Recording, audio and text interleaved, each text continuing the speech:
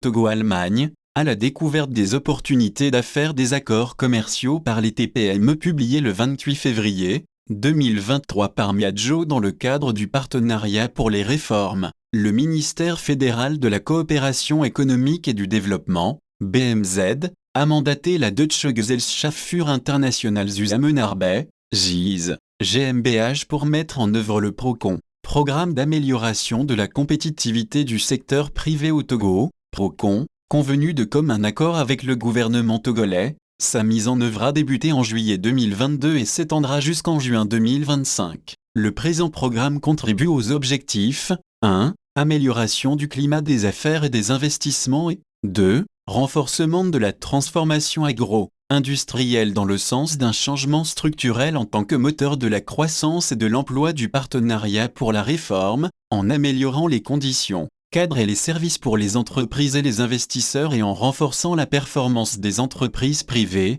en particulier dans l'industrie alimentaire en tant que secteur potentiel. Le programme pour la promotion de la compétitivité du secteur privé togolais a pour objectif d'améliorer la compétitivité du secteur privé au Togo, à travers 5 composantes dont la composante 3, l'amélioration de l'accès aux marchés internationaux. La composante 3 entend renforcer la présence commerciale et assurer une meilleure compétitivité des produits togolais sur les marchés internationaux. Afin d'atteindre cet objectif, il s'avère nécessaire d'accompagner les PME en vue d'une meilleure appropriation des différents accords commerciaux ratifiés par le Togo pour en tirer meilleur profit. Pour ce faire, le programme en collaboration avec la Direction du commerce extérieur du ministère du Commerce, de l'Industrie et de la Consommation locale, compte renforcer les capacités des PME à travers la vulgarisation des différents accords commerciaux ratifiés par le Togo. Elle permettra aux PME d'avoir connaissance des opportunités qu'offrent ces accords pour accéder à de nouveaux marchés porteurs.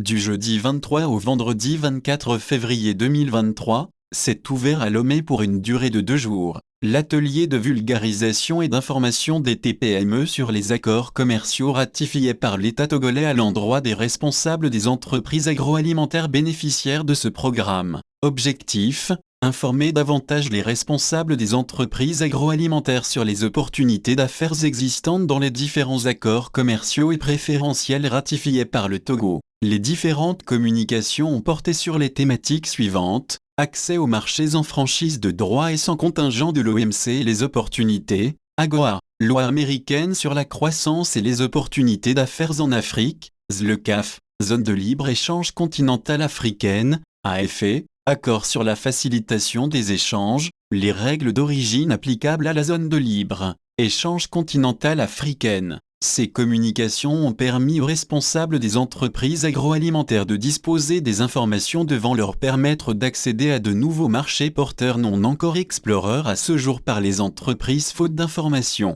spécifiques. Il est important pour nous à travers ce programme d'accompagner les PME à une meilleure appropriation des différents accords commerciaux ratifiés par le Togo pour en tirer profit, justifie Zigbodi Edina Mafetchao, conseillère technique senior pour la facilitation de l'accès aux marchés internationaux. Pour le représentant du directeur du commerce extérieur, M. Abigim Kossi, chef section information commerciale, cette rencontre est d'une importance capitale parce qu'elle permet d'informer les acteurs publics et privés sur les enjeux des accords commerciaux ratifiés par le Togo. Pour cette première session, 27 directeurs ou représentants des entreprises agroalimentaires prennent part à cette formation organisée en collaboration avec la Direction du commerce extérieur du ministère du Commerce, de l'Industrie et de la Consommation locale. Les actions de ce nouveau programme toucheront au moins 200 entreprises agroalimentaires dont 30% dirigées par les femmes.